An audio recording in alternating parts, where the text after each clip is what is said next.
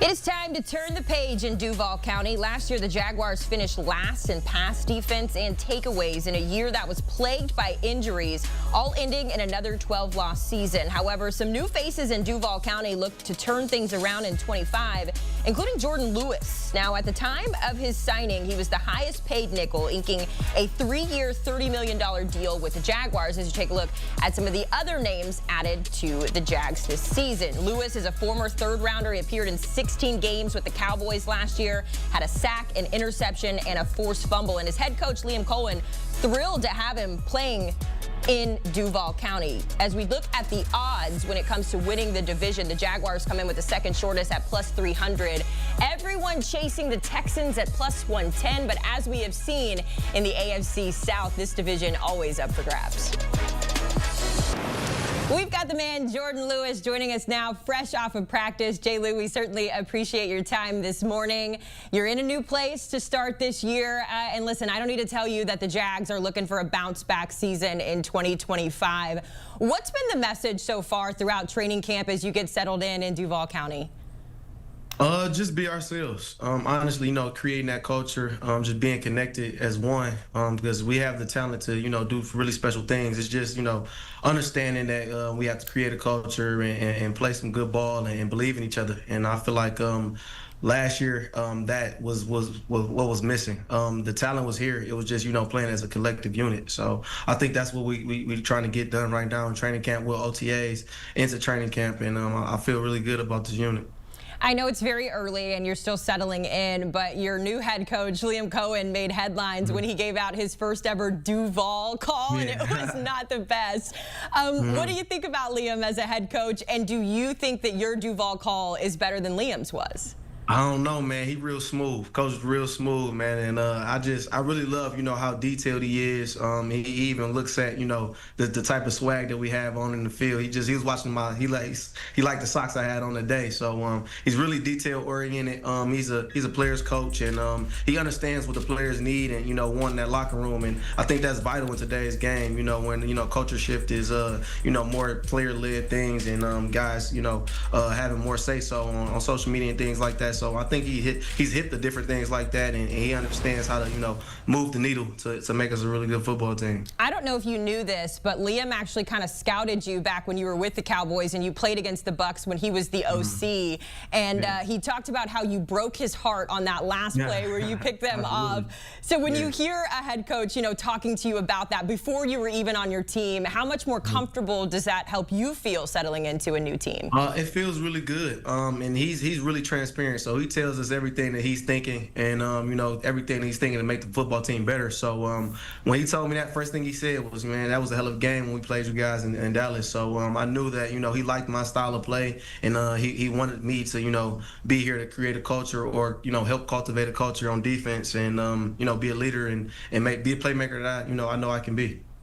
So we're going to talk about that culture in just a minute, but first I want to talk about you and this move to Jacksonville. You signed a 3-year, $30 million deal back in March. At the time, you were the highest paid nickel, but just as well as I do, the money moves fast in the NFL. Was it important to you to be the highest paid player, or what were the conversations like when you were making the decision to move to Jacksonville? No,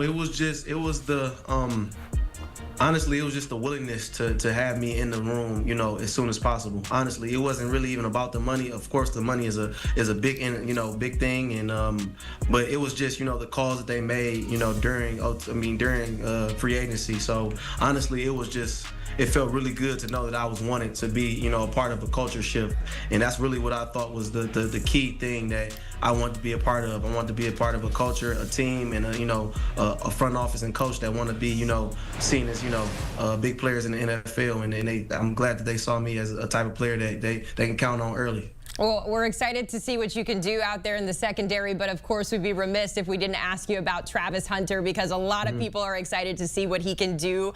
I guess from your perspective, kind of playing in that same position group, what makes Travis special, and what have your interactions been with him throughout his rookie years? One, his confidence. He believes in himself and his abilities, which are really immense. He's really talented. He's a really talented football player, and he can do it on both sides of the football. And I mean, he's really cerebral. He knows how to, sit in zones. He knows how to play zones and, read the quarterback's eyes and things like that. And his ball skills are off the chart. So he make the complete football player. It's just learning the nuances of the NFL, and which he's gonna pick up, which he's picking up already. So I've been really impressed with how poised he's been, and understanding how he fits in the scheme of things on the team. Does the social media perspective, the high energy, the always smiling, does that translate over to the practice field that you've seen? He's the same person. He's the same person on and off the field. The energy is always there. He's never tired. He is never tired. And it's a joy to be around that such energy like that when you get up and you got to practice at 8:30 in the morning. So when he's dancing and stuff like that, he's like, all right, I gotta strap my helmet on and do the same thing. Yeah, he's certainly a player that we're excited to see play alongside of you. Maybe you could give him some messages of encouragement as well too. One more on the Jags here before we pivot over to your alma mater from college. I want to ask you about Trevor Lawrence, a quarterback who we all know, Jourdan, what he's capable of. We have seen the skills over the years, and things have just not worked out, whether it's from a coaching standpoint, the injuries. When you hear things like Trevor Lawrence is on the hot seat, this is a make or break year for Trevor Lawrence, how does that resonate with you?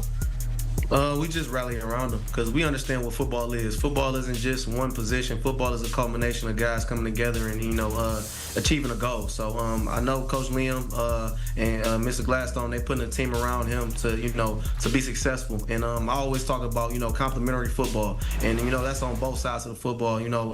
From special teams to offense to defense, we all got to do our collective jobs to make each other's jobs easier. And that's my job. That's our job, to make his job easier and the guys around him to make his job easier, because I don't see it as it's just all on him, because this is a football team and we have to all be successful as one. All right, well, let's talk about some other things on social media that you've recently shared. For those of you at home watching, by the way, Jourdan Lewis is a fantastic Twitter follow.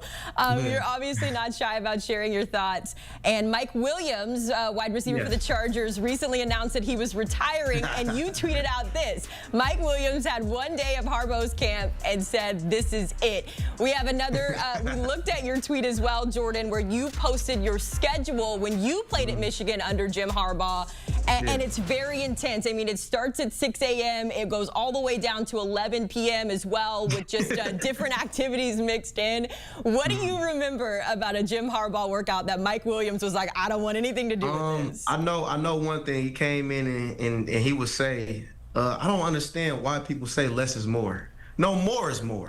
And he would have us out there practicing for 4 hours sometimes, and it was just, he was like, I'm gonna find the guys that love football, and then that's who's gonna go out there on Saturdays and play for me. Because if you didn't love football, you sure didn't make it to a training camp or through a training camp. So he definitely weeded out the football players, and as you can see, he's still doing that to this day. Yeah, he's intense, man. And if you don't really love the game of football, it's gonna be a hard time with Coach Harbaugh. Yeah, intense to say the least. He's also pretty silly. We had video of him peeking through at Justin Herbert at practice yesterday. You guys are gonna face off against the Chargers on November 16th. Here's that video we were talking about. I mean, what is this guy? What do you remember about Jim Harbaugh? Do you have moments and memories like this? He's teetering the line of insane and genius. So it's right there. So honestly, we were always on the brink. We was always pushing the edge. And I can tell, I'm like, man, I hope this works out. And it did. It did. We had our first winning season under his helm, and we went on to be like the number two team in the country our senior year, something like that. So he knows how to turn the program around, and all of his antics are because he loves football and he wants people around him to love football. I'm curious to see if Justin Herbert is going to embrace the hugs on the sideline that we tried to see Harbaugh force last year. Jourdan, before we let you go, I want to ask you about Michigan. They are expected to be a middle of the pack team in the Big Ten this year. Got some quarterback questions as well, with Bryce Underwood coming in, taking over. What are you expecting out of Michigan in the Big Ten this year? I'm expecting a hard-nosed football team. Honestly, that's just getting back to the roots, making sure that we make it easy for Bryce. I know we have a running back that just transferred from Alabama. That's gonna make it easier. So I think they're gonna surprise people. And I know Coach Moore, he's gonna be, he's gonna have those guys ready to go play some football. And I know that schedule looks like we can get it done, man. And always that Ohio State game always tells us a lot during the season. So hopefully we can get that through that schedule there and bring it home and against Ohio State. So I really understand. I really know that they're gonna play some hard-nosed football, and I can guarantee you that. I was going to say, Michigan beating Ohio State last year, that was huge. As we kind of put a bow on this situation here, Jourdan, I want to ask you one personal goal that you have for yourself and one team goal that you have for the Jaguars this year. It's all intertwined. I want to win, honestly. I want to go out there and win games, and I want to make this team better. Honestly, just personal goal for me is, just being contagious with my energy and making sure the guys around me, understand what we're doing and go out there with a fire to go and go win games. So I really want to win and just lead and serve this team to my best ability. All right, Jourdan. Well, we will be watching. I will be watching. Thank you so much for your time. It's so good catching up with you guys as you continue on in your NFL career. And good luck this season. Yes, sir. Taking a look at the Jacksonville Jaguars schedule this season, it all gets underway with the Panthers week 1. I believe that's a CBS game too, so get excited for that as the Jaguars trying to turn the page and get back to their winning ways in Duvall County. And don't forget to make CBS your home for football every Sunday. The action returns on September 7th. We've got a handful of games across the league to bring you both on CBS and streaming on Paramount+.